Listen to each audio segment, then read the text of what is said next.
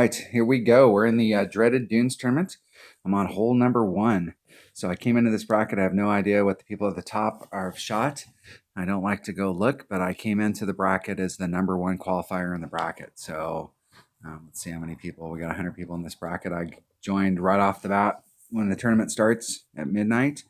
And the brackets fill up instantly, so you know like where you're where you came into the bracket, like where you're at, where you're sitting with tiebreakers. So I know I'm in the top spot. So if I come in 28, if I get a 24, which is the minimum score, I'm going to be the top 24. If I shoot anything better than that, I'm going to be at the top of that range. So I think going in, it's going to take every bit of a minus 28.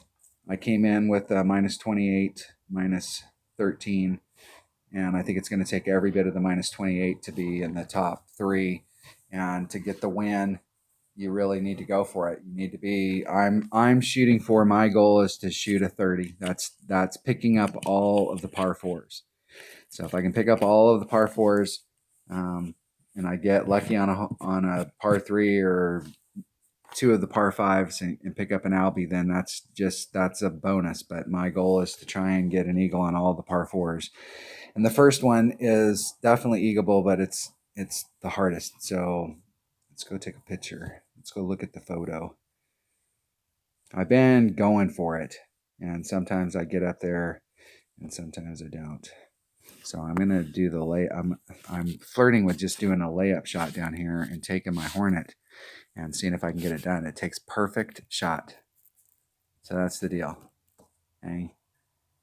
If you get up here and you're in your wedge range, you may be able to hit it great to the left or the right, and you've got a shot, but it's difficult to get up past the trees consistently.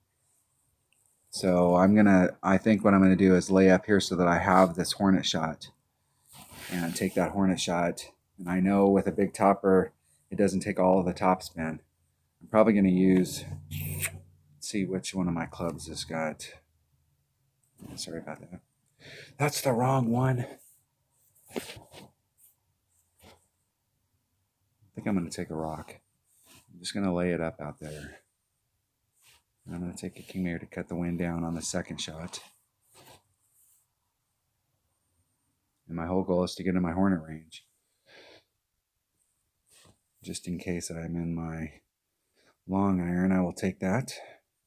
The goal is not to end up in the rough. You're doing a layup shot, and I've only shot this once. So, and I ended up in the rough.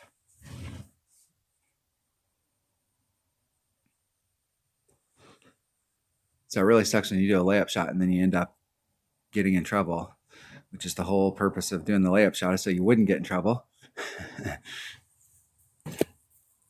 Until you shot that a few times and you know what the numbers are as far as top span, backspan, you know what the number is. You have to take your lumps.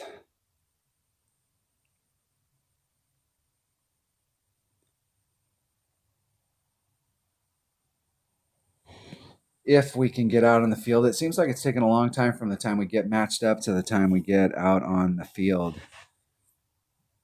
It seems like this screen right here is hanging out a lot longer, like it's really thinking.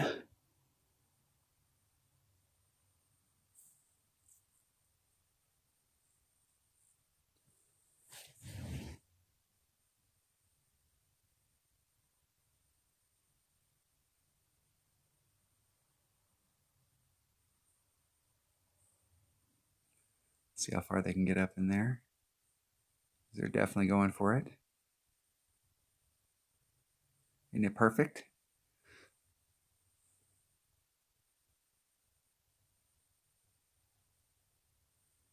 They're behind the trees. They may have, from that distance though, they may have a gap that they can get through on this side. I'm just going to try and bleed it out there as far as I can. 2.7. It's about 2.7 rings.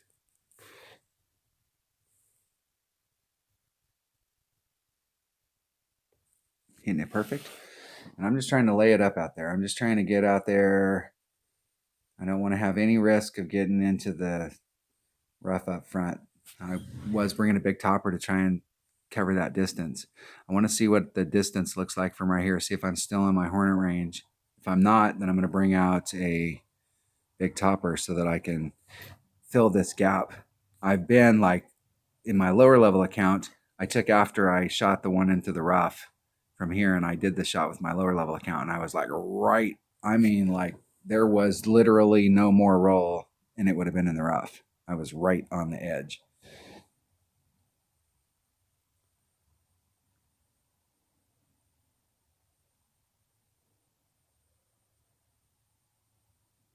I want to line that sucker up.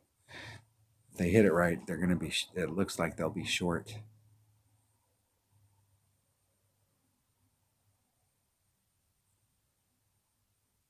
I'm not sure what just happened right there. Where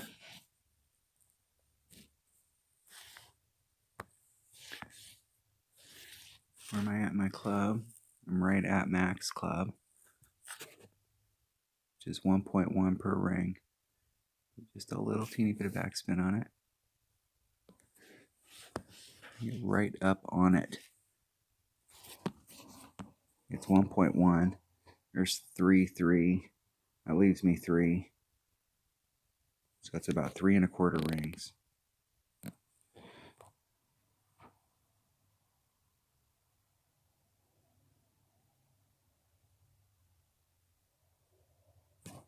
Hitting it perfect. Give myself a look. Get in the hole. Just a little bit outside. And from the way I pulled the wind there, I'll have to look and see. I'll have to go back and watch that video and see which way I pulled the wind. The wind was going to the right, and I ended up to the right. Perfect. So I should have did a little wind adjustment there. Should have pulled it at least 10%.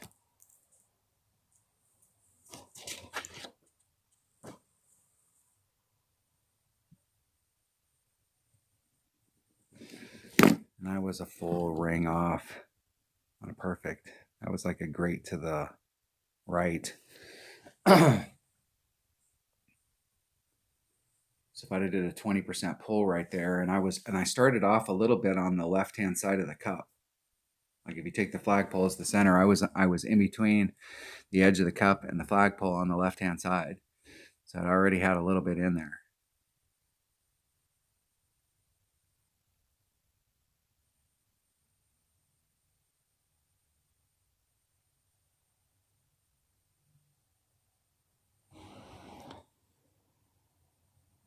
They're having some connection issues. Hopefully this is not a sign of things to come. Now I dropped the first hole right there, so I'm already off of the -15, and I'm on a -28 track. So I have to pick up one of the par 3s or one of the 2 par 5s. The middle par 5, hole number 6, I have an Albie shot there, but it would be total luck because I'm not really going for Albie. I'm just going to get on the green, get my eagle, go to the next hole. I don't want to have any problems with hole number 6. 6 and 15, I want to just go there, get my eagle, and move on. I want to treat it like a par 3. I have a shot at it. Yeah, I didn't make it. Move on to the next hole, get my eagle.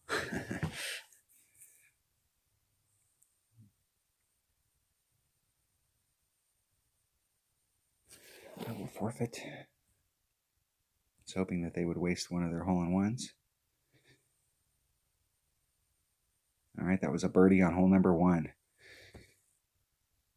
Not the eagle I was looking for, but we have to get a birdie. The birdie was the goal, and the eagle was the hope.